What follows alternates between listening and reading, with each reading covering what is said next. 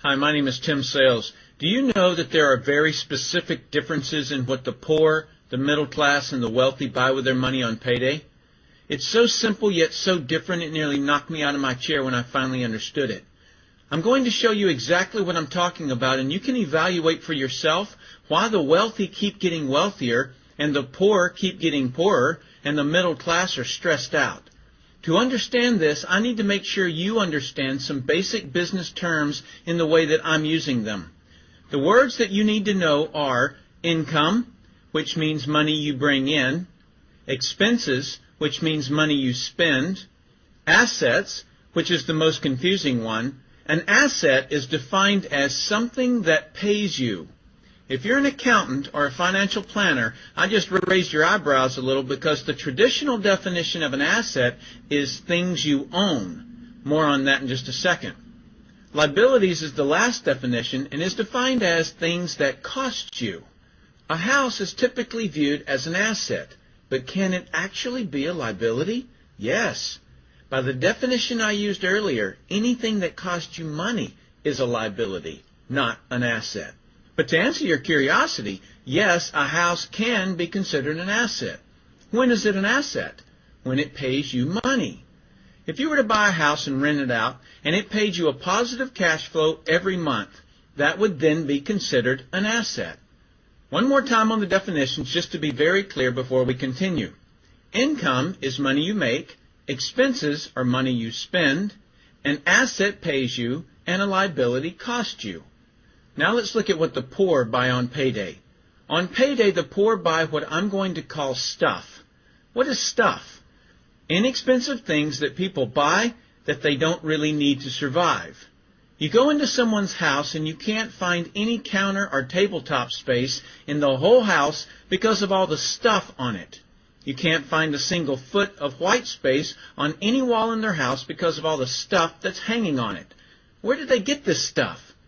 They bought it at the flea market, at the garage sale, at the dollar store, at the craft show. Their house and their car is full and cluttered with stuff. So income comes in on payday and then goes straight out the expense column to buy stuff. The poor really never educate themselves on assets and liabilities. The poor justify their buying all of this stuff by claiming that it costs so little. Yes, it was very cheap, inexpensive, not a lot of money, but over the years, it's all they ever had. The problem is their income never produced or created more income. I know this group very well because this was me. This was the way I was raised. I, in no way, am cutting or undermining this group of people or any other group. I just see a lot of financial pain out there and that need not be that way. I only want to help you, and hopefully you'll pass this information on to people you care about. Creating wealth is not a mystery. It's a formula. The only reason someone doesn't create wealth is because they don't know or don't apply the formula. Let's continue on and look at the middle class. The middle class is the group that society mistakenly thinks are the rich. They are not. Yes, they typically earn a six-figure income, but what they buy on payday keeps them prisoners of the middle class. What they buy on payday are liabilities. Remember the definition of a liability? Things that cost you? By buying liabilities, the money gets pushed up and out their expense column. Liabilities are items like cars, boats, houses, airplanes, credit card debt. Let me explain the way this happens. On payday, the middle class make a nice big paycheck. Let's say $15,000 for the month. They then split that down the middle and pay their monthly expenses with half, and with the other half, they make a down payment on a new car. The car costs $7,000 down, and after they tack on the insurance and the maintenance, that liability costs them $1,100 new dollars every single month.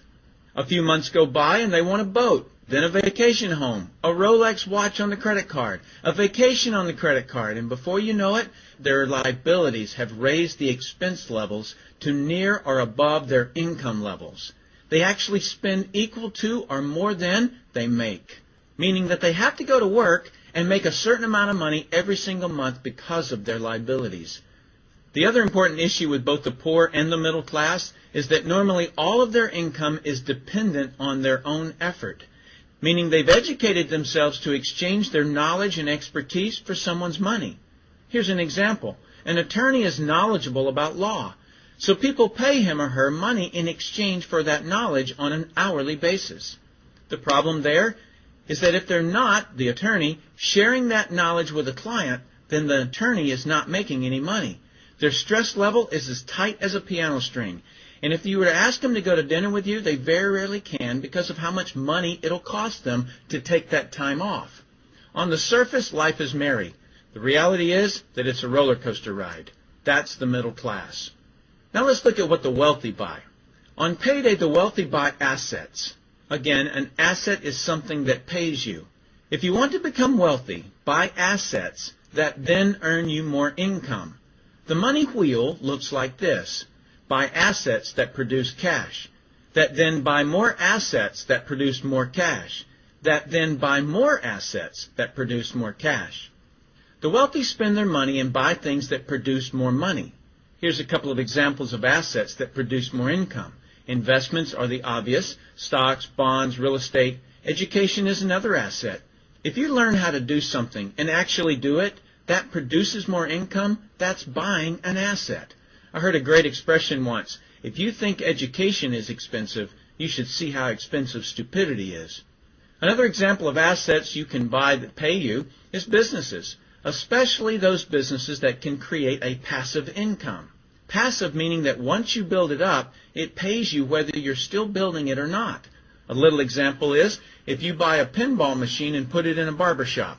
You don't spend any of the profits. You save them until you can buy another pinball machine and put it in another barber shop.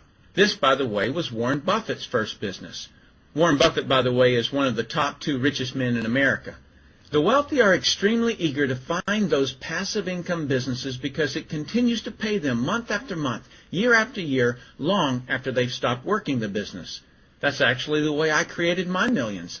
I found a passive income business that I built up, and it continues to pay me month after month, year after year. I then took those profits and multiplied them in another passive money business, and then again in another. In conclusion, here's what I've learned. You can't find these passive money businesses unless you're open to hearing about them. Then once you find them, be willing to research them. The reason I say this is that I answered a hokey little ad that I ended up making a couple of $1 million from, simply because of that ad. So these businesses are out there. You just got to find them. You've also got to be educated enough that when the right situation does present itself, you don't miss it. So remember, the poor buy stuff, the middle class buy liabilities, and the wealthy buy assets, preferably businesses that can create passive money. Then take that money and buy another asset that produces more money. That's the wealth creation formula. I sincerely hope that you've learned a couple of things from this explanation. I'm Tim Sales.